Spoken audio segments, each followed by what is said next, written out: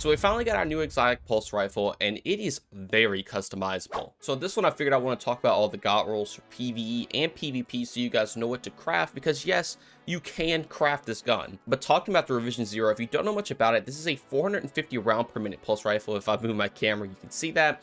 And this actually does have a couple different firing modes, so you can have a 4-round burst and also a hard hitting 2-round burst. Now, for PvE wise, I have not seen much difference between the two. If you take the 2-round burst, it does lower your mag down slots to 22, where the 4-round burst is 44 rounds. But fire rate wise and damage wise, they both seem similar. I'm sure there probably will be an overall better option, but as of just quick inspection, it seems pretty similar. You could just use the one you like. Now this also does have the exotic trait Hunter's Trace. This weapon fires special shield piercing ammunition, precision hits grant targeting data, then you can hold down your reload to swap the alternate scope, loading a high damage round based on the amount of targeting data, and then strong against anti-barrier champions. So this is going to be a good anti-barrier option. The only problem is that things like Arbalist and Wish Ender exist, so I don't know where this will fit in. It can get some really cool rolls, which I'm going to go over in a second. But basically that targeting data it's talking about, when you get a bunch of precision hits, you're essentially going to be able to load a sniper shot in there. It pretty much does the same damage as a high impact sniper rifle, so you can kind of think of it like Vex Mythoclast, where you kind of load in a linear fusion shot to a primary weapon.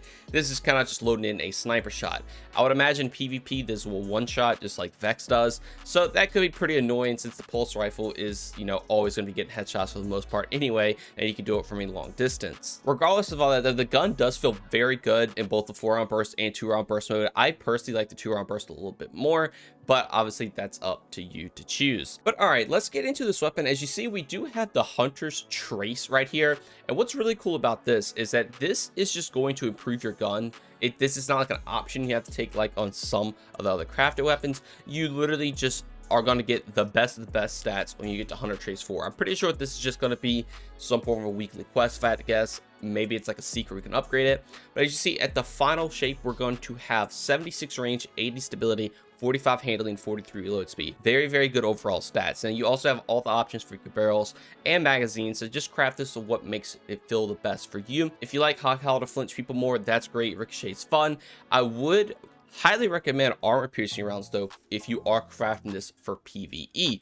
Armor piercing rounds will give you an intrinsic 5% increase in your damage against shields, and since this is a very shield focused weapon, since it does have intrinsic anti-barrier, it will just make it even easier to take those shields off. But now in our first column, we have access to Moving Target, Eye of the Storm, Perpetual Motion, Elemental Capacitor, Slick Draw, and Vorpal Weapon. So as you see, bunch of good PvP perks right here. The only real good PvE perk honestly is Vorpal Weapon.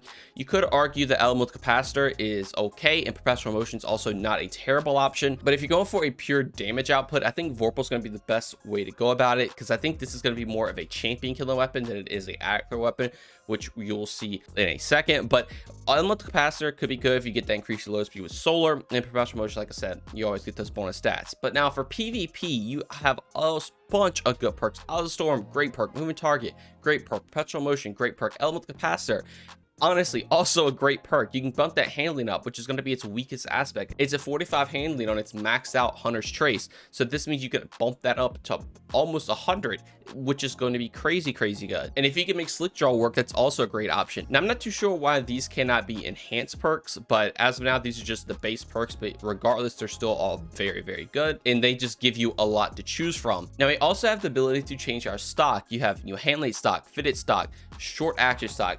Again, this is kind of just up to you on what you like the most, but they all give their own benefits. This one moderately increases your recoil, whereas this one just is going to give you some base stability, and on top of that you can have some handling with short action stock. And then we get to the last column, which is the Masterwork. Now these Masterworks are just base perks. They're not like anything crazy, but they do add to the gun a lot. So you have Feed and Frenzy, Under Pressure, Outlaw, and 4 times the Charm. Now this column, it's honestly more PvE perks than PvP, whereas this column, it's definitely more fitted for PvP. Feed and Frenzy, great option for PvE. Under Pressure is not that good. Outlaw's a great option, but 4 times the Charm is the one I'm most interested in, and that is the fact that I think this is going to be a champion based weapon. So if you take a look at the gun again, this does have a 4-round burst option, which will make it extremely easy to get that 4 times the Charm proc on every single shot.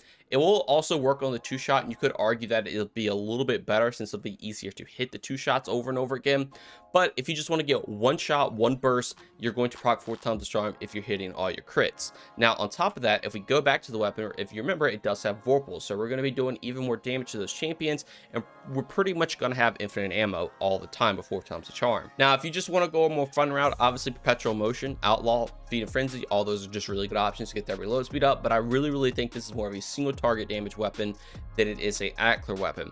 Now, that probably is going to make it just not that good of an option unless it is somehow managed to be better than Wishender or even Arbalest, but that is where it stands, and I think that is what they're going to go for with this. And for PvE, I would definitely craft 4 times the charm Vorpal with armor piercing rounds. And for me personally, I would probably just go with Arrowhead Break to get that 100 recoil direction, alongside short action stock to get some more handling. But now for PvP in this column, the only thing you really have is under pressure. If you really are going to take advantage of it, you got to get to that low magazine, which is kind of a bummer. But you do also have access to things like Outlaw, which is going to be a very vital part of this gun anyway, because you want to land headshots as much as possible. You get that increased reload speed, which would be very nice. If this can actually increase the reload speed of you loading in your sniper shot, basically, that could be really good, and that probably will be the go-to for most people. But in this other column, for sure, consistency perks, there's so many options you can choose from. It's honestly just up to your playstyle, kind of just like the barrels and the stock is going to be. Some people are going to want more handling, so they're going to build it into elemental capacitor with arc subclass, short action stock,